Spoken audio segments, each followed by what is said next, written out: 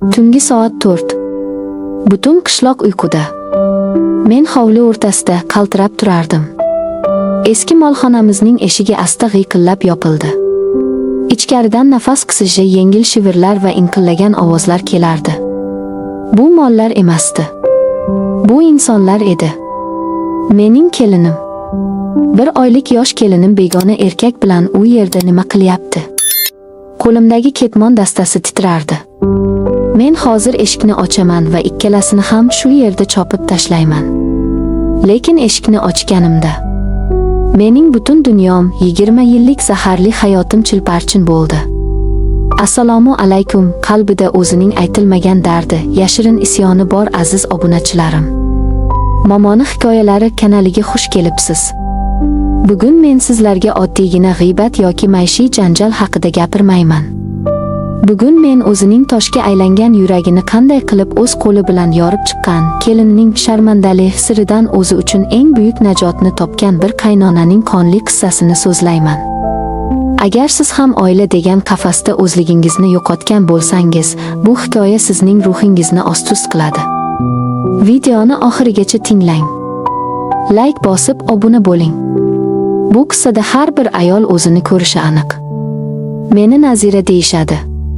55 yoshdaman. Men butun umr qattiqqo'l, shafqatsiz va sovuq ayol bo'lib yashadim. Erim meni yoshligimda ko'p xorlagan. Menga sevgi bermagan. Men bu uydagi hamma narsani faqat buyruq va qahr bilan ushlab turardim. O'g'lim Sardor uylanganda men kelinim Layloga ham xuddi shunday qamoqxona yasadim. Laylo shaharlik, nozik, jimjimador qiz edi. U hech qachon menga gap qaytarmasdi. Lekin men uning ko'zlaridagi erkinlik uchqunini yomon ko'rardim.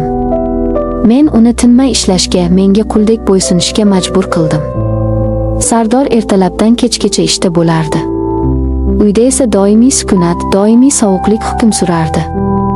Lekin yaqinda g'alati bir holat boshlandi. Birinchi kutilmagan burilish. Laylo har kuni tong saharda hammadan oldin uyg'onib, hovli etagidagi eski, ishlatilmaydigan molxonaga kirib ketadigan bo'ldi. U yerdan yarim soatlardan keyin yuzi qizarib, ko'zlari porlab, lablarida g'alati tabassum bilan chiqardi.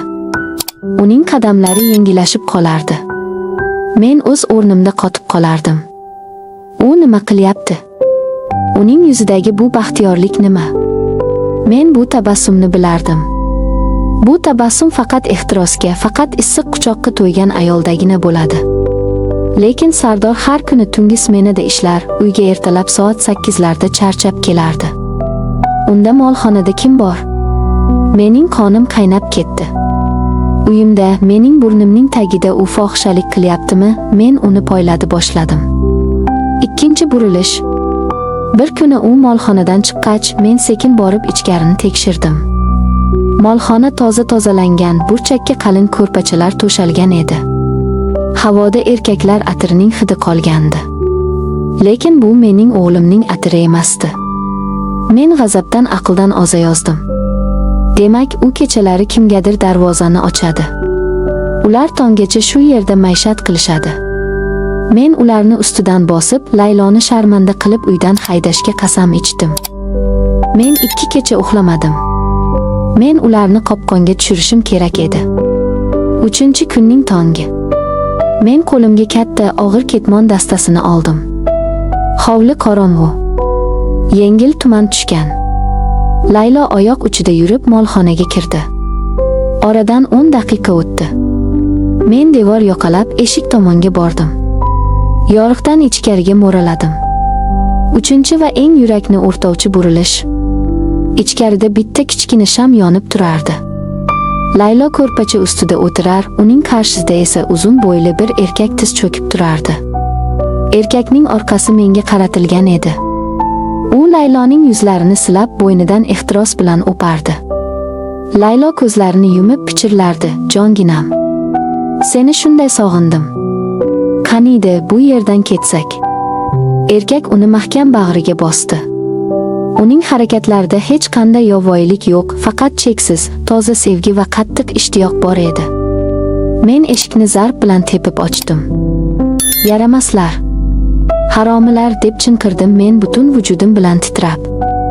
Sharmanda qilding oilamni. Erkak cho'chib o'girildi. Sham yorug'i uning yuziga tushdi. Mening qo'limdagi yog'och yerga taraqlab tushdi. Nafasim ichimga tiqilib qoldi.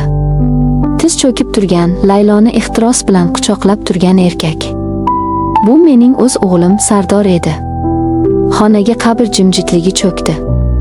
Men devorga suyanib qoldim. Nimalar bo'lyapti? Sardor ishda bo'lish kerak edi-ku. Atir hidichi. Sardor zudlik bilan o'rnidan turib, Layloni o'z orqasiga yashirdi. Uning ko'zlarida qo'rquv emas, menga nisbatan chuqur isyon bor edi. Nega baqirasiz, oyi, dedi Sardor qat'iy, sovuq ovozda.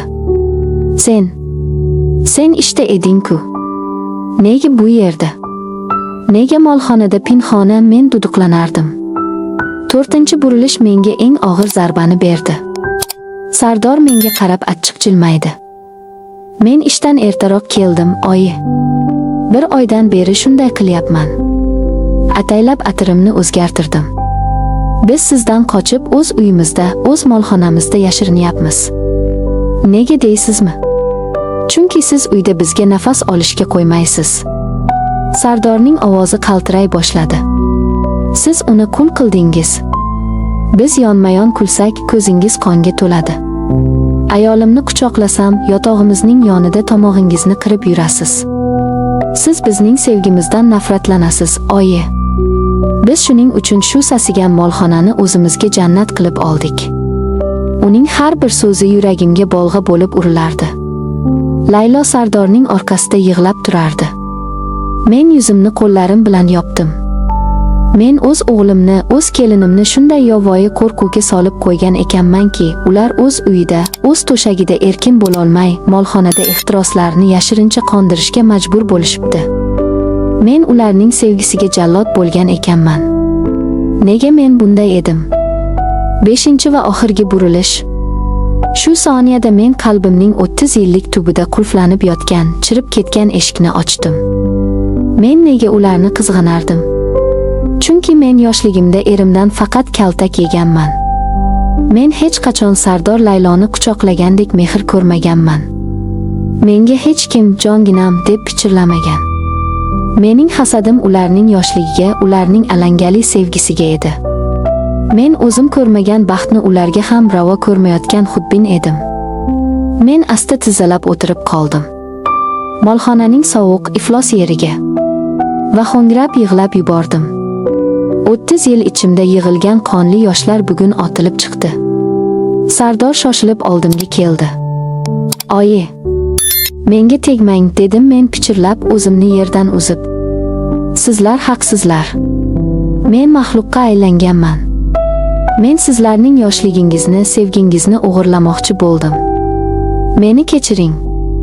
Xudo haqqi kechiring. Men eshikdan chiqib to'g'ri o'z xonamga kirdim. O'sha tongda men o'z ichimdagi qora, zaharli Nazirani o'ldirdim. Men onalik degan niqob ostiga yashiringan zolimni yo'q qildim. Oradan 2 yil o'tdi. Bugun bizning hovlimiz mutlaqo boshqacha.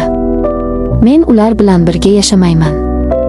Men o'zim uchun hovli etagidan kichik uchastka ajratib oldim. Ularga o'z uylarini to'liq topshirdim. Sardor va Laylo hozir farzand kutishmoqda. Ular hovlida qo'l ushlashib yurishadi, kulishadi. Men ularni ko'rganda uzoqdan jilmayaman. Mening qalbimda hasad emas, xotirjamlik bor. Men axiyri tushundim, kimgadir baxt berish orqali o'zing ham baxtli bo'larkan. Bilasizmi, qadrdonlarim?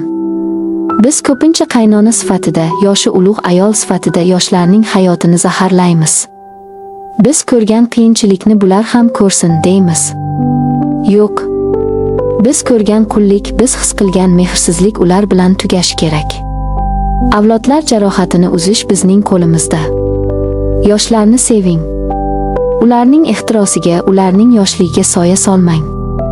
O'zingiz uchun, o'z ruhingiz uchun yashashni o'rganing.